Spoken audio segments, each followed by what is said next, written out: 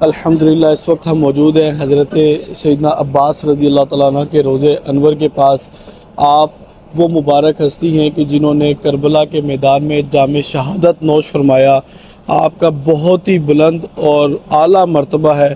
آپ رضی اللہ تعالیٰ عنہ نے اپنے پیارے بھتیجے علی اصغر رضی اللہ تعالیٰ عنہ کے لیے جب پانی بھرنے کے لیے مشکیزہ اٹھایا اور نہر فرات کے کنارے پہنچے جہاں کم و بیش 4000 کا لشکر موجود تھا، آپ نے پانی بھر بھی لیا تو ظالموں نے آپ کے کندھے پر وار کیا اور آپ کا کندھا کٹ گیا اور مشکیزہ گر جاتا ہے۔ جب دوبارہ آپ نے مشکیزہ دوسرے کندھے سے اٹھایا تو ظالموں نے پھر وار کیا تو آپ کا کندھا دوسرا بھی کٹ جاتا ہے، پھر تیروں کے ساتھ وار کر کے آپ کا جسم چھنی کیا۔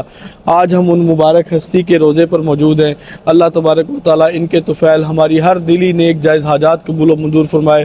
جس دوست احباب نے دعا کے لیے سلام کے لیے عرض کرنے کے لیے کہا تھا ان کا سلام بھی پیش کیا ہے۔ اللہ تعالیٰ ہماری جائز حاجات کو قبول و منظور فرمائے۔